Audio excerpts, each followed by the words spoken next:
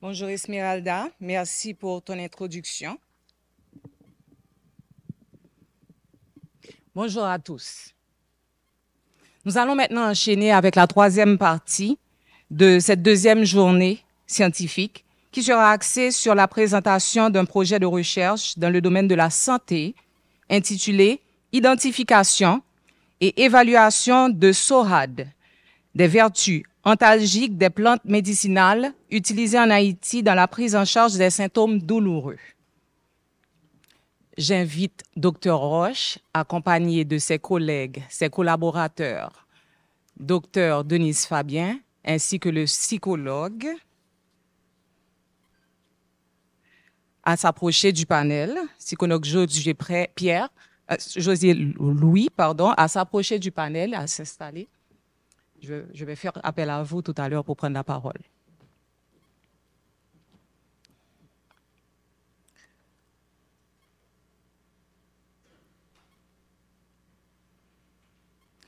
Alors, ce projet de recherche, retenu pour la deuxième cohorte du financement du Fonds BRH pour la recherche et le développement, compte 11 investigateurs de la Société haïtienne de formation et de prise en charge de la douleur SOAD, dont 8 médecins, un psychologue et 2 pharmaciens. Dans un pays comme Haïti où les soins de santé sont souvent inaccessibles et coûteux, la population a souvent recours à la médecine traditionnelle, encore appelée en Haïti médecine feuille, pour soigner les symptômes et atténuer les douleurs. Ces pratiques, souvent transmises de génération en génération, s'avèrent d'une importance capitale compte tenu de la disponibilité et la richesse de la flore en Haïti. C'est dans cette optique que la SOAD prévoit articuler sa recherche autour de l'inventaire des plantes utilisées en phytothérapie en Haïti pour des pathologies douloureuses et des propriétés antalgiques des plantes haïtiennes. Ce projet sera présenté aujourd'hui par le chargé de projet, Dr Sabine Régine Roche. Docteur en médecine, diplômé de la faculté de médecine et de pharmacie de l'Université d'État d'Haïti, Dr Roche a une spécialisation en anesthésie, réanimation de l'UEH. Elle est détentrice d'un diplôme universitaire en prise en charge de la douleur obtenu à l'Université de Paris Diderot, d'un diplôme universitaire en soins palliatifs de l'Université des Antilles et d'une maîtrise en médecine palliative de l'Université de Paris 12.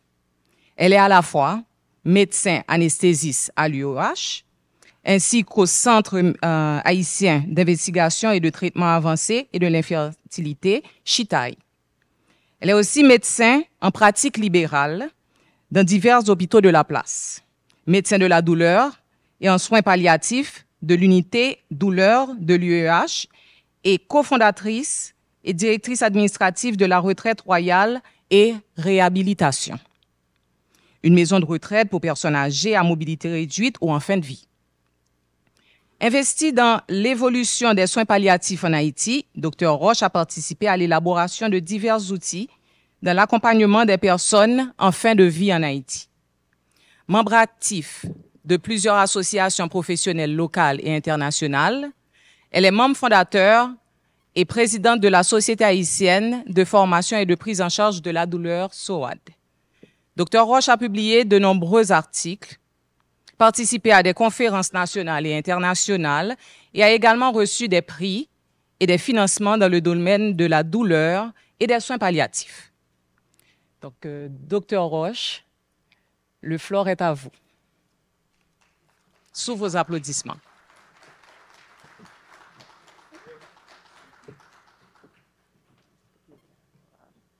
Merci, Madame Lully. Est-ce que je peux avoir un pointeur pour passer les diapos, s'il vous plaît?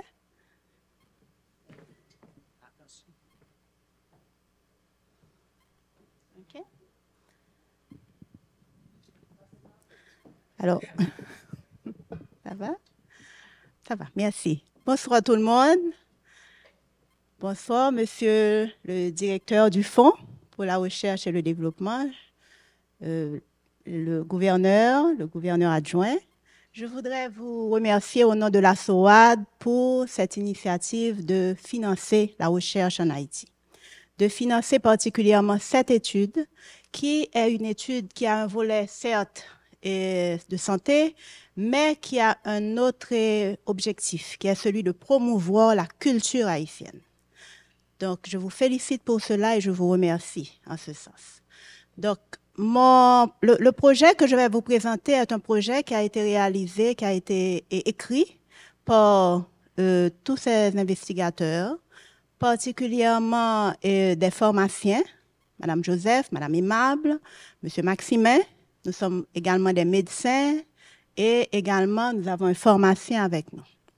Donc, vous voyez que ce n'est pas une étude qui a été écrite par des médecins ou encore par des... C'est une étude de professionnels de santé. En fait, c'est ça l'esprit de la SOAD.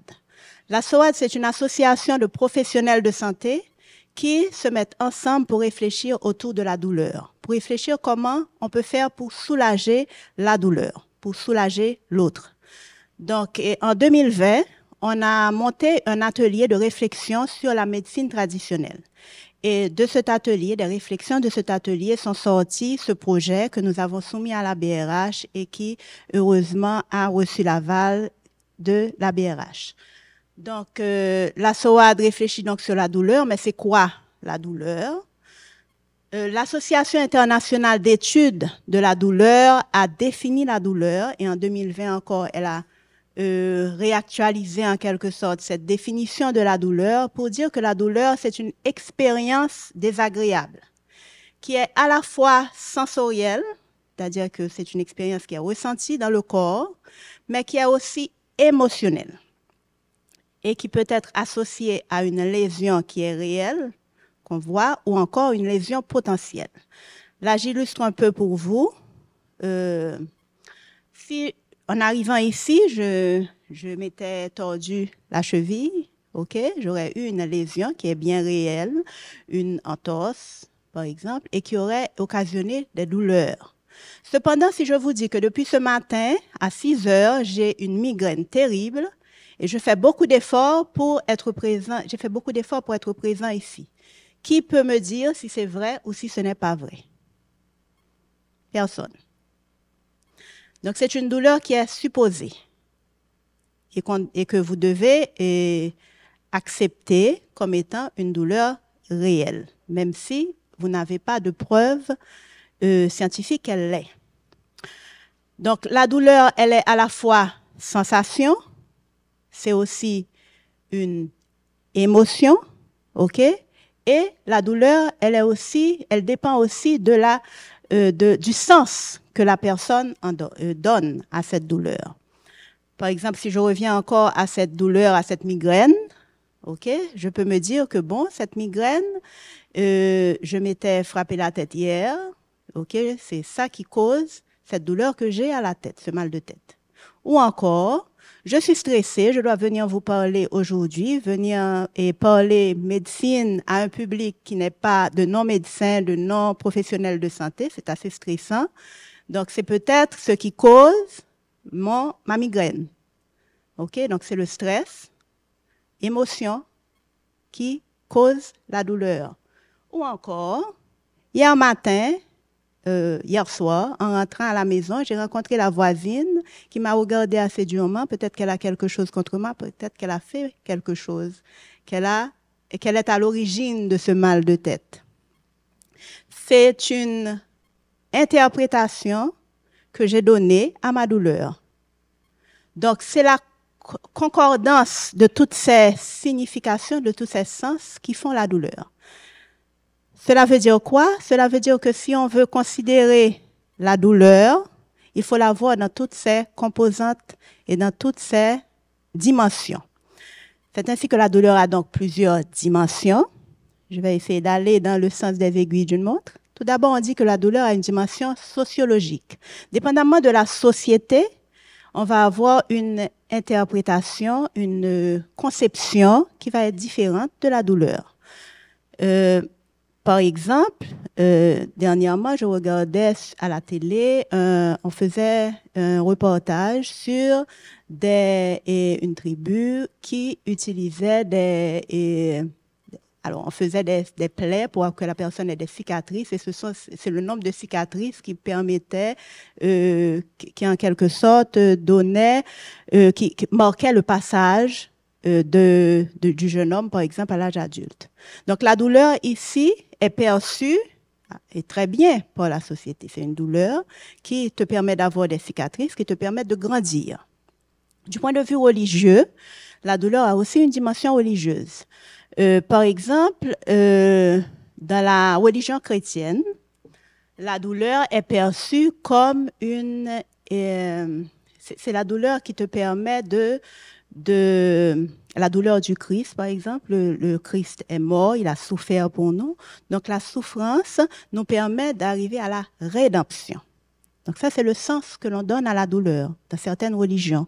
La douleur, elle a également une dimension personnelle. La douleur, elle va varier d'une personne à une autre, d'un individu à un autre.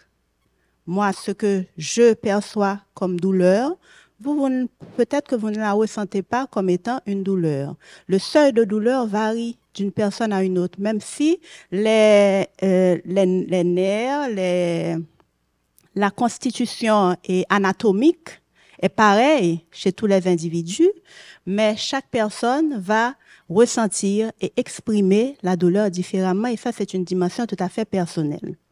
La douleur a une dimension contextuelle. Dépendamment du contexte de survenue de la douleur, on va avoir une expression qui est différente. La douleur que j'aurais perçue, par exemple, en tombant ici, OK? Mais si, par exemple, mon fils, en désobéissant, est monté sur un manguier, il est tombé, il s'est cassé le bras, c'est sûr que le contexte est totalement différent parce qu'il y a beaucoup d'autres émotions qui vont se rajouter à cette douleur de la fracture et qui vont changer l'expression de cette douleur. La douleur a une dimension aussi culturelle. Dépendamment de la culture, dépendamment de la société, on va avoir une expression différente de la douleur. OK? Par exemple, ici, dans notre société, petit garçon, pas crier. Tu ne dois pas avoir mal. La douleur, enfin, a une dimension éducative. Je sais que en m'approchant trop près de cette flamme, je risque de me brûler. Donc, ça me permet de savoir ce qui est chaud, ce qui est froid, etc. Donc, tout ceci pour vous dire que la douleur, elle est perçue de façon différente. Sa perception varie d'un individu à l'autre, dépendamment de la société, de l'éducation, de la religion, de la culture. Mais aussi, le traitement de la douleur aussi, elle doit tenir compte de tous ces facteurs-là. Que ce soit la société, que ce soit la culture, la religion, etc. Excusez-moi, j'ai l'impression. OK. Il y a de cela 50 ans, l'Organisation des Nations Unies avait réuni tous ses États membres et à l'initiative des professionnels qui travaillaient dans le domaine de la douleur pour faire sortir des documents qui disaient quoi? Qui disaient que être soulagé de sa douleur, c'était un droit. Que actuellement, on n'est pas supposé souffrir. Le soulagement de la douleur est un droit. Toute personne a le droit de recevoir des soins visant à soulager sa douleur. En tout temps, celle-ci doit être prévenue, évaluée, prise en compte et traitée.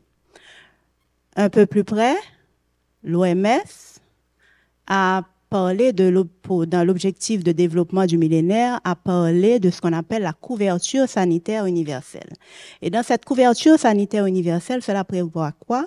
Cela prévoit que tout le monde doit avoir accès à des soins de santé de qualité.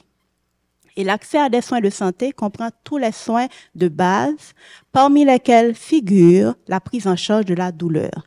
Et ceci sans risquer de se plonger dans des difficultés financières. Eh bien, la réalité, qu'est-ce qu'elle est ici en Haïti? C'est que la santé, c'est un droit, certes. Tout le monde doit avoir accès à ce droit. La prise en charge de la douleur est un droit. Tout le monde doit y avoir accès, mais tout le monde ne peut pas se le payer. Tout le monde ne peut pas se le payer. Pourquoi? Les traitements pour la douleur, on a plusieurs traitements qui sont disponibles. On a, pour la plupart, ceux qui sont le plus utilisés, ce sont des traitements médicamenteux. Ce sont des médicaments qui sont produits par des laboratoires et qui sont commercialisés à des prix, dépendamment de la molécule, dépendamment du laboratoire, on va avoir des prix qui vont varier et qui très souvent sont inaccessibles pour la majeure partie de la population des pays en voie de développement. On a également disponible pour la douleur ce qu'on appelle des traitements non médicamenteux. Ce que j'entends par là, ce sont tous les médicaments, tous les traitements que l'on peut utiliser qui ne sont pas des médicaments. Cela comprend, entre autres, alors j'ai mis ici comme illustration, vous voyez des électrodes sur le dos d'un patient, c'est ce qu'on appelle le TENS, c'est de la neurostimulation. C'est un petit appareil qui donne des vibrations et des courants électriques de basse intensité, de basse fréquence et qui permettent de diminuer la perception de la douleur. Je vous passe les explications sur comment ça agit. On n'est pas vraiment là pour ça, mais c'est juste pour vous dire qu'il y a des traitements qui sont disponibles, qui ne sont pas obligatoirement des traitements pharmaceutiques, mais qui sont aussi des traitements qui coûtent. OK? C'est-à-dire qu'il faut avoir les moyens de se les procurer et pour pouvoir soulager la douleur. En 2018, probablement vous avez vu ça dans la presse internationale, on avait beaucoup parlé de la surutilisation qui était faite par rapport à certains médicaments contre la douleur, particulièrement les médicaments de palier 2 et de palier 3, comme tramadol, morphine, etc. Et il y a une commission qui avait travaillé sur ça et qui est sortie, alors là je ne vous montre pas les chiffres, mais j'ai trouvé que la carte était assez parlante pour vous montrer quelle était la consommation des produits antalgiques de par le monde. Vous voyez les gros pays, particulièrement de l'Amérique du Nord, de l'Europe, l'Australie par exemple, qui ont une consommation excessive, OK, de produits antalgiques, et les autres pays qui n'ont pas les moyens de se le procurer, comme les pays d'Afrique, ou encore Haïti également, qui sont vraiment très peu représentés sur cette carte mondiale. Donc, cependant, les chiffres qui sont publiés par l'OMS nous disent que 80% des patients qui nécessitent des médicaments contre la douleur, c'est-à-dire que ce sont les patients qui n'ont pas de couverture sanitaire et qui ont des maladies chroniques comme le cancer, qui très souvent arrivent au niveau des hôpitaux, dans les centres de soins, à un stade terminal, à un stade où ils ont beaucoup de douleur et il n'y a pas d'autre recours que de leur donner des médicaments pour la douleur. Mais ces pays, 80% de ces patients-là se trouvent justement dans ces pays qui sont très peu représentés sur la carte. Ce sont les pays de l'Afrique, les pays comme Haïti, etc.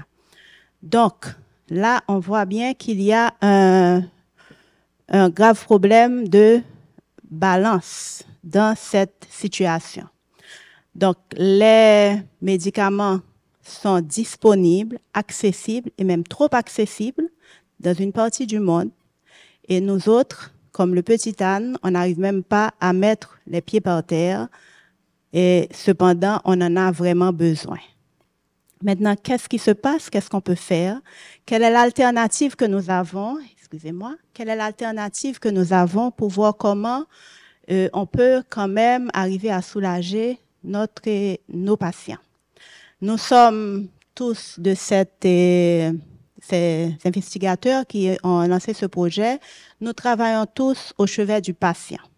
Et c'est au chevet du patient qu'on va essayer de trouver une solution, une alternative à ce problème que nous avons, à savoir comment faire pour soulager nos patients alors que nos patients n'ont pas les moyens de s'acheter très souvent ces médicaments, ces produits pharmaceutiques.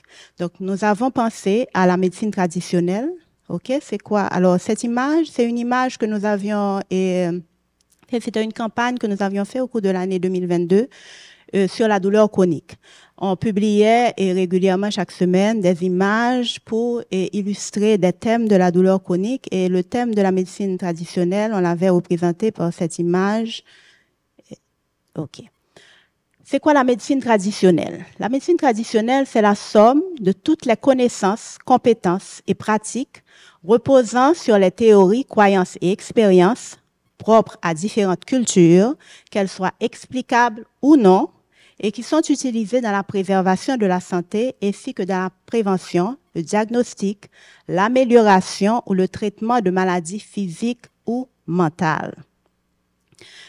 Il y a, on a été voir dans la littérature, il y a plusieurs plantes qui sont utilisées à visée antalgique. On a plusieurs plantes qui sont utilisées, que ce soit sous forme de décoction, d'infusion, de macération, de macérat, de cataplasme ou encore sous forme d'huile essentielle qui sont utilisées régulièrement de par le monde pour à visée antalgique, pour soulager la douleur. Là, il y en a quelques-uns, OK? Et encore sous forme d'huile essentielle. Ici, nous connaissons très bien l'huile de ricin, qui est un très bon et qui a été prouvé scientifiquement qu'il a une bonne action antalgique. Surtout quand on le mélange avec d'autres huiles essentielles comme l'huile de romarin ou d'eucalyptus, par exemple. Maintenant, la limite, c'est quoi de cette médecine traditionnelle? C'est bien de savoir tout ça, c'est bien de lire tout ça, c'est bien, et comme M. Sinéa le disait hier, c'est bien de savoir que nous avons plus de 5600 variétés de plantes ici, disponibles en Haïti, et parmi lesquelles beaucoup sont peuvent être utilisées à visée antalgique, mais malgré tout, on peut dire que nous sommes dans le flou en tant que scientifiques. Pourquoi? Parce qu'on se demande quels sont les effets secondaires de ces plantes, comment les prendre, comment les utiliser, à quelle dose, à quel intervalle, etc. OK? Ensuite, nous sommes quand même dans la culture du tout médicament. Par exemple, si j'ai des brûlures d'estomac, je peux dire, bon, je vais prendre un peu de papaye pour me soulager. Mais si je vais voir un médecin, qu'il me fait faire des examens paracliniques, qu'il me dit, bon, vous avez une gastrite, vous avez un H. pylori à traiter, on vous prescrit des antibiotiques, on vous prescrit des traitements pour votre ulcère, etc. Je vais probablement et sûrement les prendre et avoir beaucoup plus accorder beaucoup plus de crédit à ce traitement qu'à l'utilisation de ma papaye. Donc, ce qui pose le problème de la validation scientifique de l'utilisation de ces plantes médicinales. Maintenant, comment faire pour que, à l'avenir, on puisse utiliser ces plantes à la place, peut-être, de ces médicaments, OK, et avoir confiance dans l'utilisation de ces plantes. Et cet avenir-là, pour la meilleure façon de le prédire, c'est de le créer, cet avenir. Et c'est ce que nous avions compris en 2018, quand on avait fait cette première enquête ethnobotanique. C'est une enquête qui avait été réalisée à l'époque. SOAD n'était pas là. Par contre, il y avait des membres de SOAD qui avaient participé à cette enquête, qui était une enquête qui avait été réalisée avec le support de Focal dans le quartier de Martissan, et qui avait questionné environ 800 familles, des médecins-feuilles, des marchands-feuilles, pour rechercher les plantes antalgiques, les plantes qui étaient utilisées à visée antalgique. Eh bien, les résultats de cette recherche étaient assez extraordinaires. Pourquoi? Parce qu'on avait retrouvé dans cette enquête beaucoup de plantes dont l'efficacité antalgique était déjà prouvée scientifiquement, mais aussi on avait retrouvé particulièrement, j'ai mis ça en gras ici, la plante hareng, la feuille hareng, que les gens utilisaient à visée antidouleur, mais qu'on ne retrouvait pas dans la littérature scientifique. Donc, c'est une plante assez particulière que nous autres Haïtiens utilisons pour la douleur, mais qu'on n'utilise pas pour ça ailleurs. Donc, ceci nous avait interpellés et nous étions dit, OK, on a fait cette enquête. Si dans ce petit Et cette petite agglomération, on a pu trouver tous ces résultats. Qu'en serait-il si on étendait cette enquête à un territoire beaucoup plus grand, si on l'étendait à plusieurs autres communes du pays? Parce que les plantes qu'on utilise ici ne sont pas les plantes qu'on utilise, par exemple, dans le Nord, ne sont pas les plantes qu'on utilise dans l'Artibonite. La majorité des enquêtés de cette enquête de 2018 provenaient du département du Sud. Donc, c'est ainsi que, c'est ce qui justifie en quelque sorte notre étude. Et l'approche du traitement par les plantes antalgiques, c'est une option qui est non négligeable, surtout en Haïti, si on se réfère à la disponibilité et au faible coût de ces plantes, dans le souci surtout du respect de la culture et des coutumes. On l'a déjà dit ici, et je le répète encore, on dit que 80% de la population mondiale utilise des plantes médicinales. Oui. Et ici en Haïti, c'est vrai. Moi, j'en ai utilisé. C'est un réflexe familial en quelque sorte. OK? Mais maintenant, ça fait partie de nos coutumes, ça fait partie de notre culture. Et si on veut, je reviens encore au chevet de mon patient, si on veut vraiment être à l'écoute de notre patient, il faut aller à l'écoute de sa pratique aussi. Comment il fait pour se soulager. Il ne faut pas nier sa façon naturelle de prendre soin de lui, qu'il a de prendre soin de lui. Donc, c'est important de respecter la culture et les coutumes. Ensuite, deuxième chose, c'est de respecter le droit de tout homme à la prise en charge de la douleur. C'est important de permettre à tous l'accès à des traitements accessibles. Oui, on en a des plantes, ils sont accessibles, c'est bien, mais c'est tout aussi important de prouver leur efficacité pour pouvoir les utiliser. Les objectifs de l'étude, ce sera d'identifier et de valoriser les plantes antalgiques utilisées dans la médecine traditionnelle en Haïti.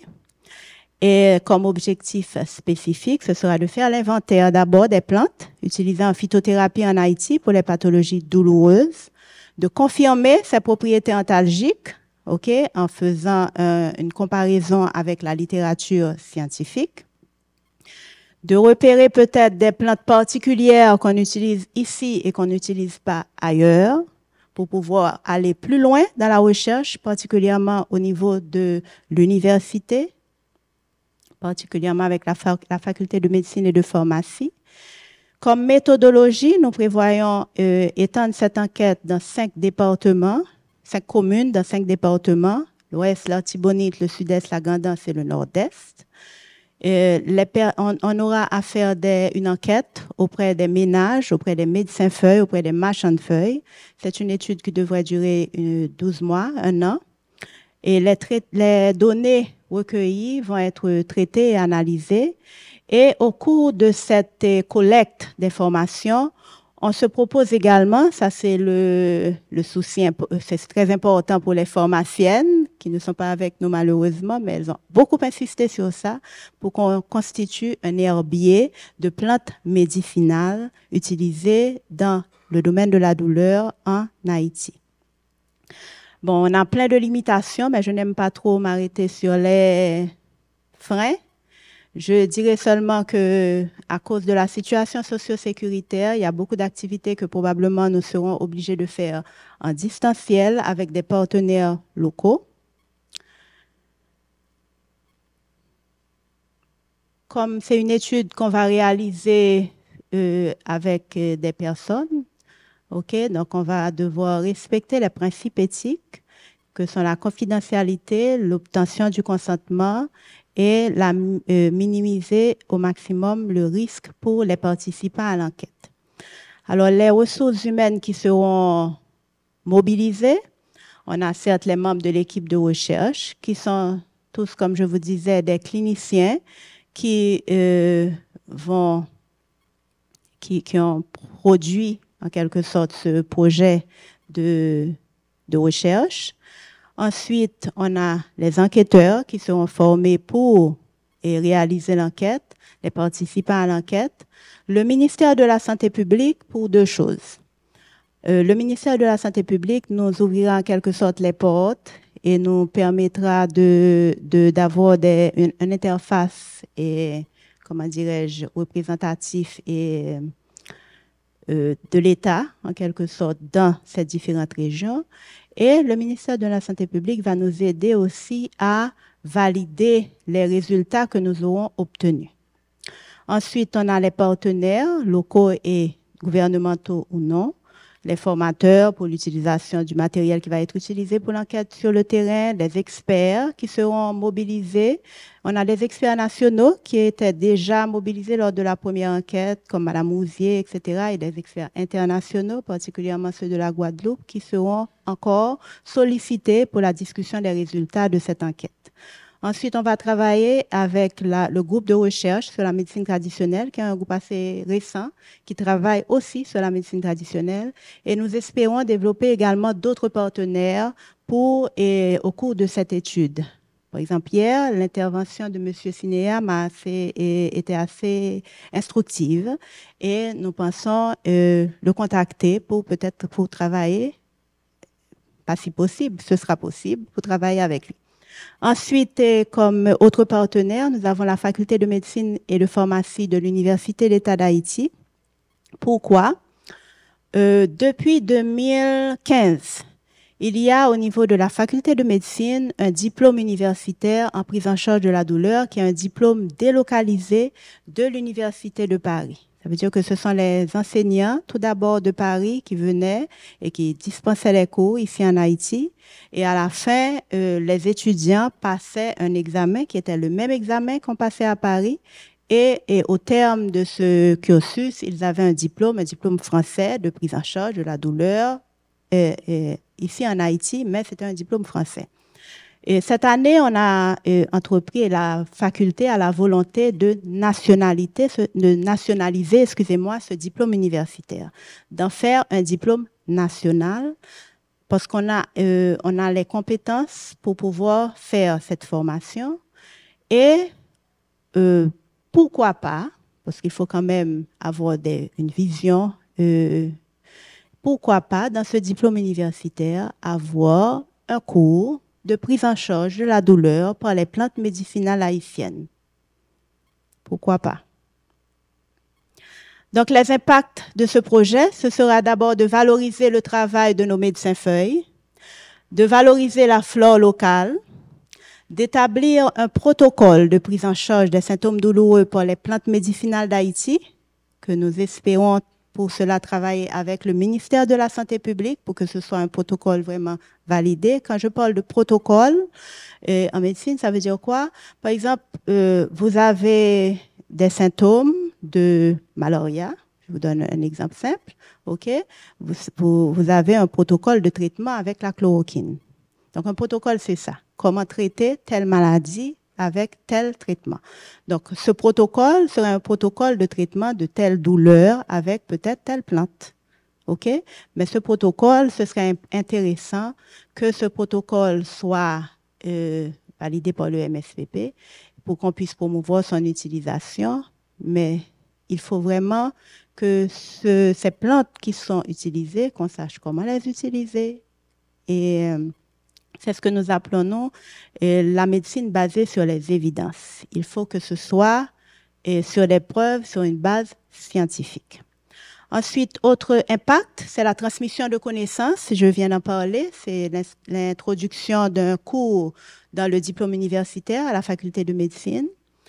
Ensuite, autre impact non négligeable, c'est l'augmentation de la productivité au travail.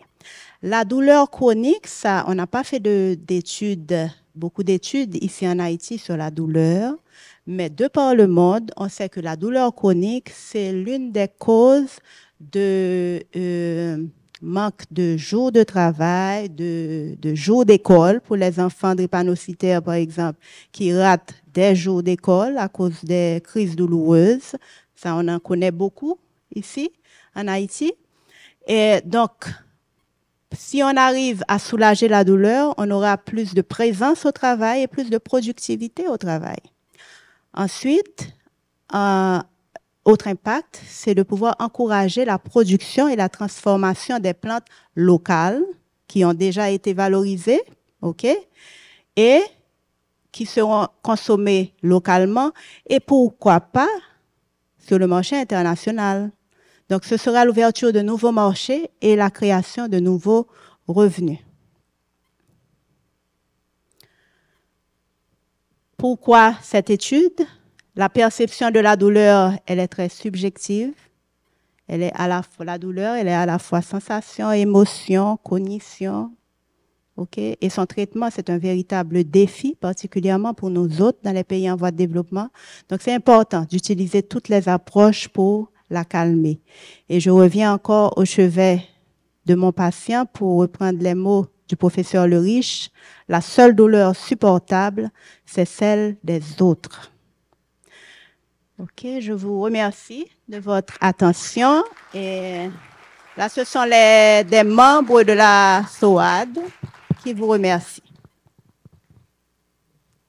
Merci, Dr. Roche, pour votre brillante présentation sur votre projet, le projet de recherche de la SOAD, qui ambitionne d'apporter des pistes de solutions dans le domaine de la médecine traditionnelle. Donc, avant de passer aux questions, je vais commencer par ma question. Dans le contexte haïtien que nous connaissons, qu'est-ce qui est prévu en termes de cadre réglementaire pour protéger la propriété intellectuelle des préparations que vous allez faire dans ce cadre de projet de recherche?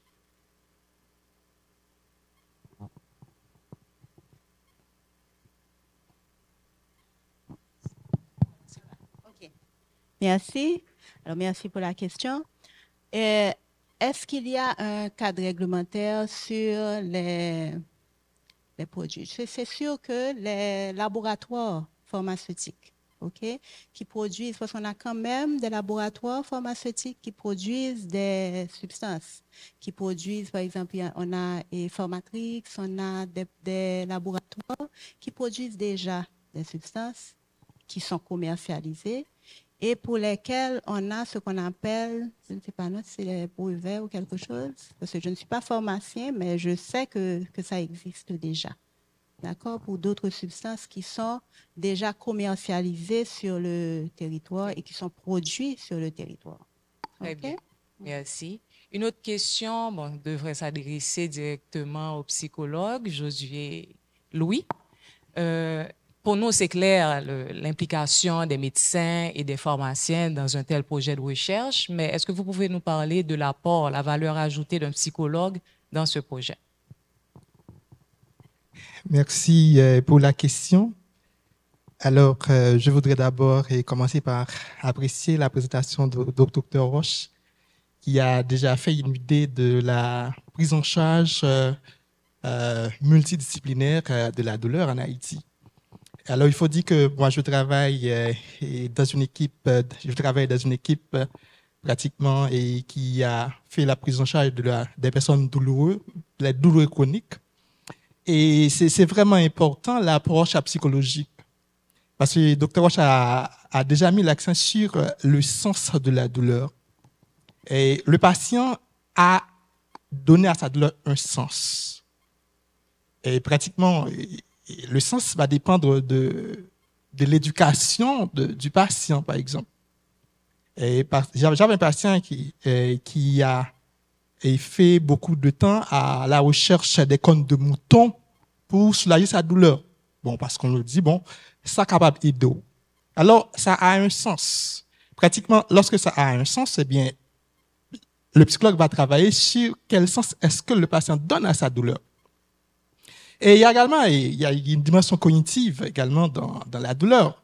Et la personne va interpréter sa douleur d'une façon ou d'une autre.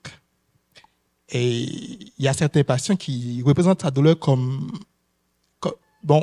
associé à la douleur à un aspect mystique. Il dit, ça a un rapport avec son grand-parent, par exemple. Il y a toute une dimension. Et ceci, quand la souffrance persiste, ça va plonger le patient dans la dépression, dans l'anxiété, tout ça. Alors, c'est le rôle du psychologue de travailler avec ce patient, justement pour l'aider à sortir de cette dépression, de son anxiété, tout ça. En fait, et c'est là pour laquelle on dit, il y a une multidimension dans l'approche même dans la prise en charge de la douleur. Alors, il faut tenir compte de ça parce que déjà, le patient est un être multidimensionnel. Il faut prendre le patient dans toute son intégralité. Alors, c'est normal de penser à la prise en charge psychologique justement pour pouvoir aider le patient dans sa douleur. Merci pour cette précision. Donc là, maintenant, je vais passer la parole à l'audience. Il y a des micro-baladeurs qui circulent déjà dans la salle. Je vois une main levée ici. Salut à tous. Je me présente, je suis Louis Ismaël de l'Université d'État d'Haïti à la Faculté des Sciences. Ma question est la suivante. Avant tout, je voudrais féliciter le docteur Roche pour sa présentation. Ma question est la suivante. Comment comptez-vous approcher le problème que pourrait présenter une plante qui peut traiter certaines douleurs, mais qui peut avoir des effets secondaires sur la santé d'un patient? Car je peux prendre l'exemple que le venin du cobra est reconnu pour être mortel, mais peut traiter différentes maladies ou des problèmes de santé. Merci. Bien.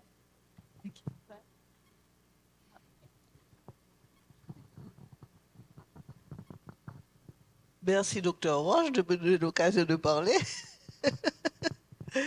Oui, l'exemple du cobra, c'est un très bel exemple, mais je peux vous donner l'exemple de l'aspirine aussi, qui guérit terriblement les maux de tête, qui empêche le sang de se coaguler, mais qui donne des terribles hémorragies, qui donne des terribles douleurs gastriques. Tous les médicaments ont des effets secondaires.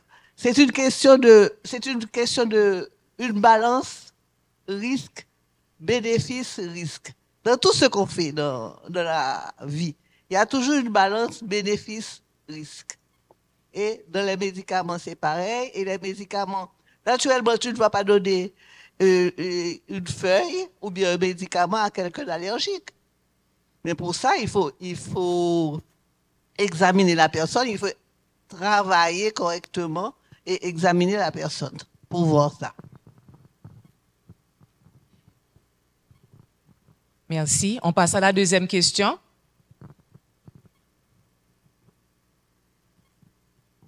Oui, bonjour, Kelly Guerrier de la Faculté des Sciences. La question que je vais vous poser, est-ce que vous vous autorisez à travailler sur des plantes qui seraient considérées comme illicites, par exemple? J'ai en tête le cannabis, j'en entends beaucoup parler en Europe et en Amérique latine.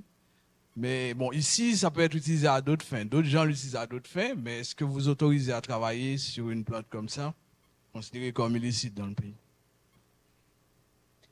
Alors, merci pour la question. Le cannabis, en effet, a beaucoup de vertus antalgiques et ces dernières années, on a fait beaucoup de recherches sur le cannabis. On a vu qu'il y avait beaucoup de récepteurs cannabinoïdes. Bon, je vais essayer d'être moins scientifique, ok?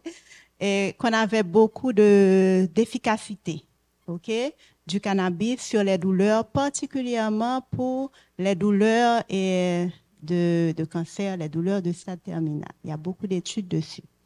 Et si bien que pour pouvoir faire le point sur ça, l'Association internationale d'études de la douleur a dû convoquer plein d'experts qui ont sorti un papier, je crois que c'était l'année dernière, pour dire que oui, les recherches ont prouvé vraiment qu'il y avait beaucoup d'efficacité de ce produit, ok, mais que il faut encore pousser la recherche sur le cannabis. Donc, le cannabis, comme toutes les substances contrôlées, ok, ce sont des produits qu'on ne peut pas utiliser en veux-tu, en voilà. Le cannabis médical, je veux dire, parce qu'il faut bien faire attention, ok, le cannabis médical, ce sont C'est un cannabis qui a été traité pour pouvoir extraire la partie qui est vraiment efficace contre la douleur, par exemple. Grosso modo, c'est ça. Et ce cannabis médical, comme la morphine, qui est aussi extraite de plantes, ok, je vous le rappelle, ils sont tous contrôlés par un organisme qu'on appelle l'Organisation internationale de contrôle des stupéfiants. Ça veut dire qu'on doit savoir à qui vous prescrivez ce patient, quelle quantité vous avez prescrit, pendant combien de temps vous l'avez prescrit, etc. Et ceci, il y a des rapports qui doivent être fournis régulièrement et transmis au ministère de la Santé publique, ici, qui a une direction de narcotiques qui est responsable de ça et qui va transmettre à l'organisme international. Maintenant, est-ce qu'on va utiliser ces plantes? Ce n'est pas qu'on va les utiliser, ok? Ce sont des plantes dont l'efficacité, comme je vous dis, a déjà été prouvée, ok, contre la douleur. On ne va pas éprouver l'efficacité du pavot ou du cannabis. Ce sont des efficacités qui ont déjà été prouvées. On peut peut-être, dans notre enquête, retrouver des ménages, des gens qui les utilisent. On ne sait pas. OK? Mais on ne va pas... c'est-à-dire que ce sont des produits qui sont déjà utilisés et ce sont des médicaments qui sont déjà sous contrôle international. Okay? Et qu'on utilise, par exemple, ici en Haïti, on n'a pas d'autorisation d'importation et d'utilisation de cannabis. On a une autorisation d'importation et d'utilisation de la morphine et qui est utilisée quand il est disponible. Ça va? Ça répond. Okay.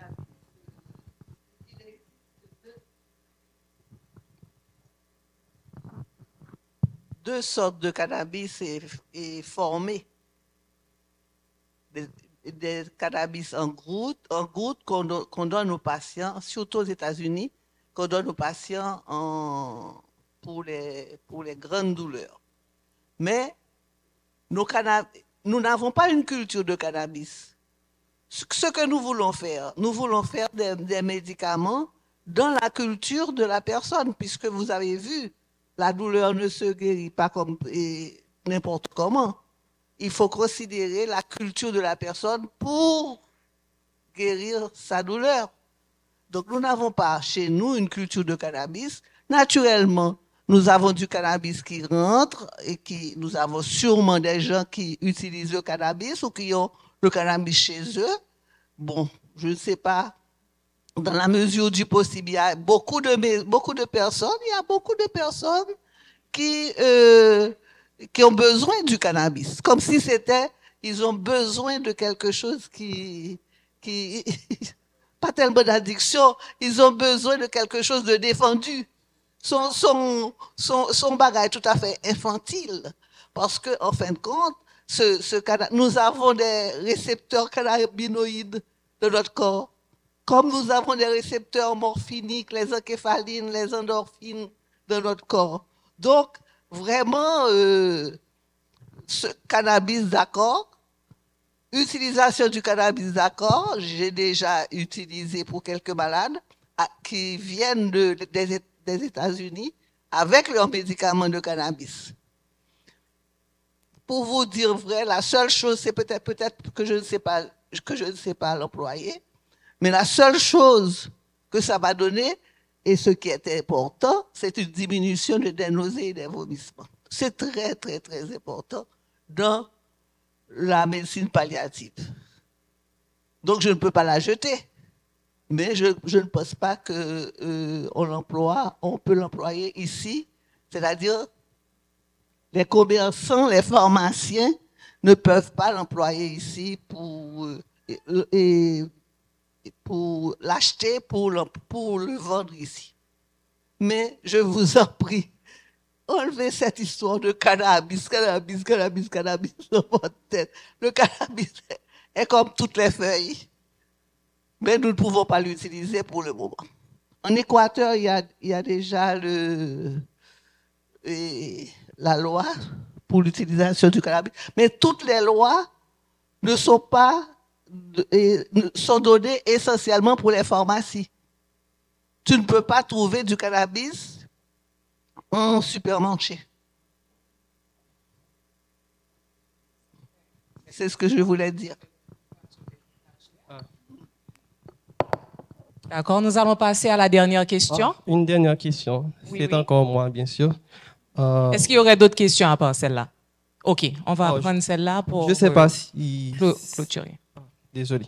Je ne sais pas si c'est moi, mais vous n'avez pas mis l'accent sur la méthode de production des antidouleurs à base de plantes. Est-ce que vous allez créer ou préparer des sirops, des pilules ou autre chose afin de faciliter la distribution? OK. Non, nous n'allons pas préparer des sirops, des pilules. OK, nous allons enquêter pour savoir comment ces plantes sont utilisées. Est-ce que c'est sous forme d'infusion? Est-ce que c'est sous forme de macérat? Est-ce que c'est des cataplasmes? Est-ce que ce sont des huiles qu'on utilise de ces plantes-là? OK, comment ils sont utilisés? Et ceci de façon empirique. On ne va pas en faire des sirops. Là, vous entrez dans l'industrialisation, OK, dans l'industrie pharmaceutique, d'accord? Et ce n'est pas notre objectif au cours de cette étude. Nous allons prendre la dernière question. Alors, bonsoir à tous. Et je suis Nelson Anel, professeur à l'INS.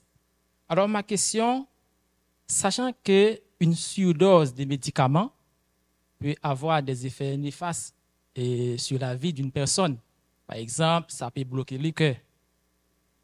Et quel mécanisme que vous utilisez dans cette étude et dans le choix des proportions? Donc, en fait, avant de donner, alors, dans le choix des proportions, avant de donner, donc, en fait, le mélange à une personne X selon son âge, ou si la personne est diabétique ou hypertendue, donc, en fait, quel mécanisme que vous utilisez?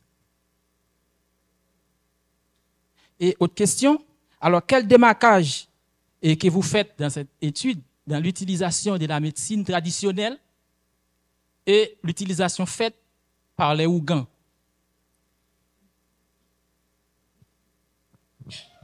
En fait, c'est bon? OK.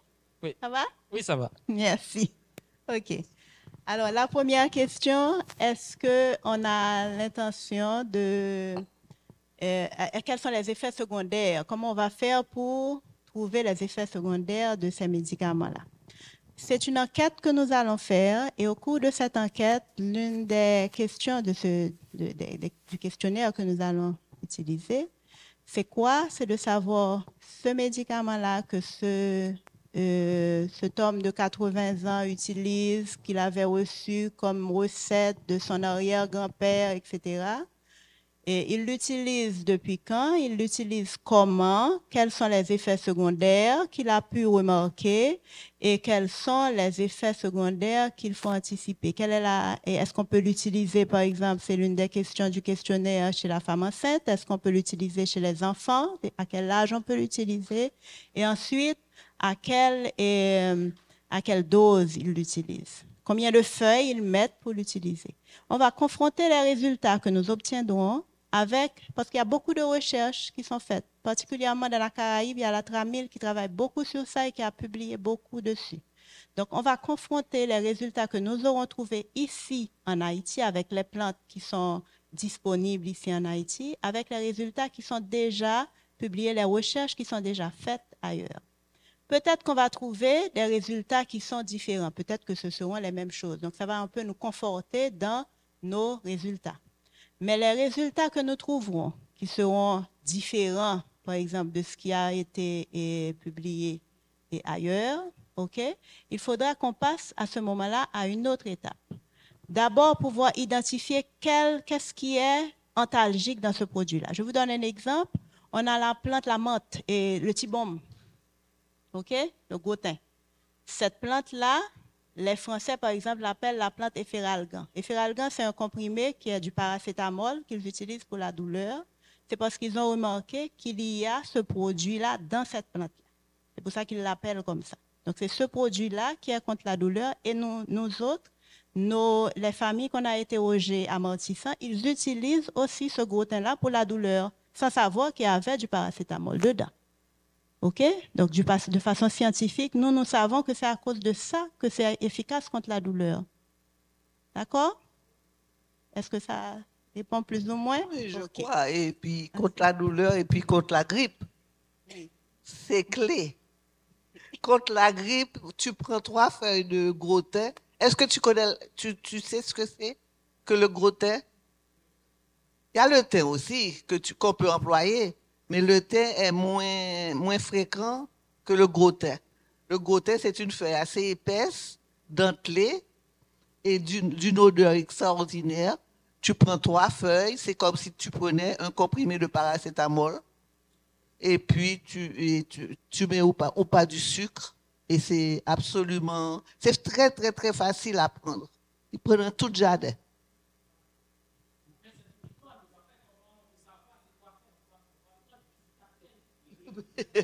Mais ça, on Eh bien, verra. c'est ce qu'on va faire. C'est ce qu'on va essayer de voir. C'est ce qu'on va essayer de faire. OK? Combien de feuilles? C'est ce qu'on va essayer de voir. Parce que tout ça, c'est on veut vraiment que ce soit quelque chose de solide, de scientifique. D'accord? Même si ce sont des feuilles, il faut que ce soit scientifique. Pour que la confiance puisse régner, pour qu'on puisse vraiment l'utiliser sur des bases solides.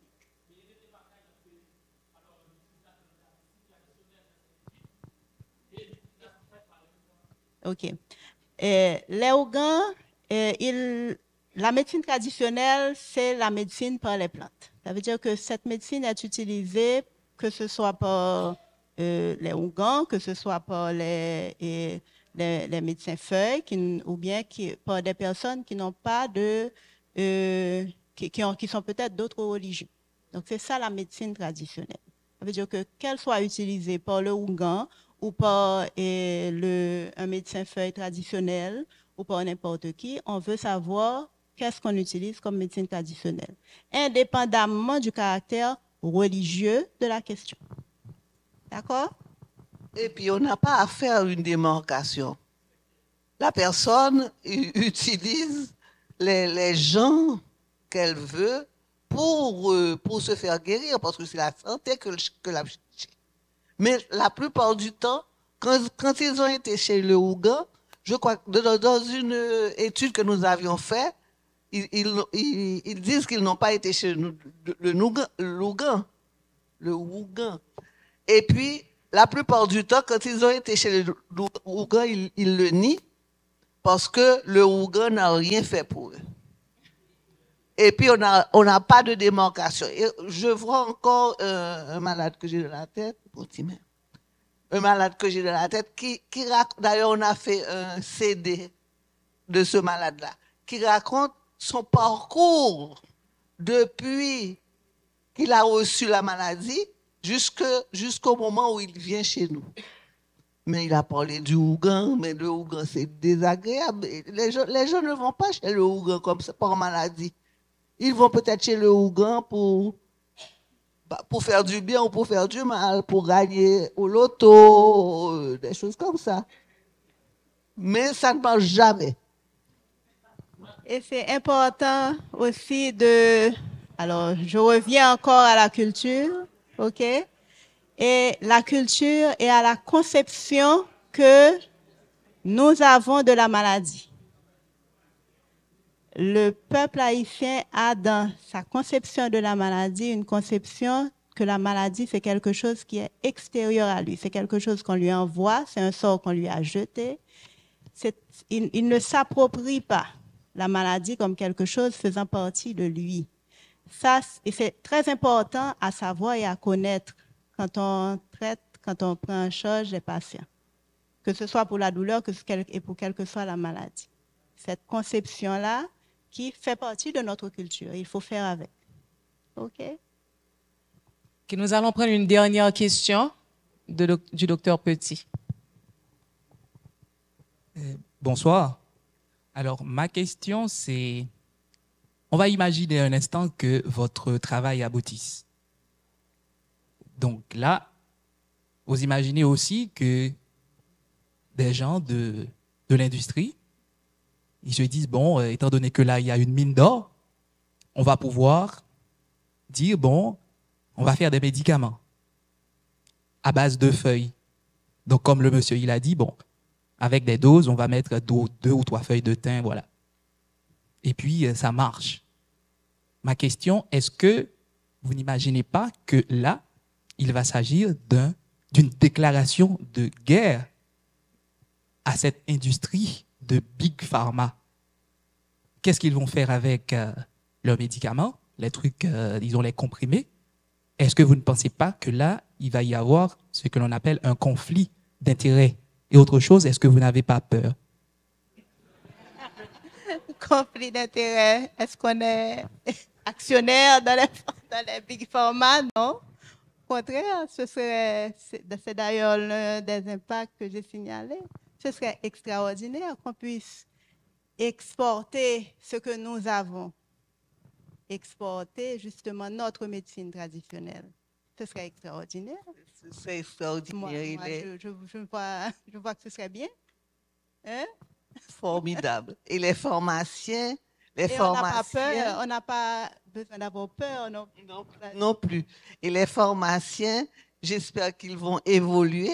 Ils ne vont pas rester dans l'archaïsme et demander tout ce qu'il faut. Et puis, comme on a parlé de ça, des données qu'il faut pour le développement. L'un de ces grands messieurs financiers, on parlait de ça. Il faut des données.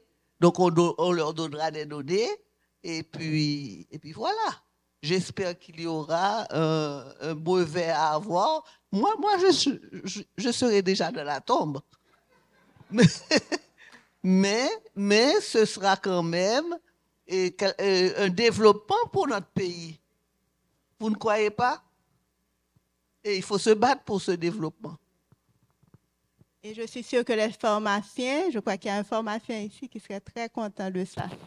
Hein? Parce que le pharmacien, au départ, c'était ça. Il était dans son officine, il préparait les médicaments avec des plantes. Donc, il serait content de ça. N'est-ce pas?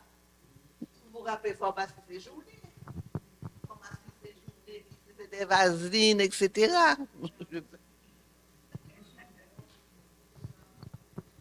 Vitalaire. Oui. Je ne sais pas si vous vous rappelez de cette grande formation. Tu arrivais, tu disais que tu as fait telle chose, tu te donnais telle chose. Des grands pharmaciens.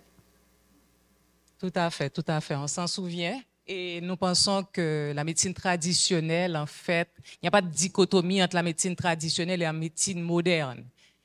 Devrait pas. En tout cas, ceci met fin au 3e panel. Donc, je tiens à remercier les membres de la SOAD, tout particulièrement nos panélistes, pour leur brillante présentation et je tiens à les féliciter pour ce projet. Donc, sous vos applaudissements, nous allons céder la place au 4e panel. Merci.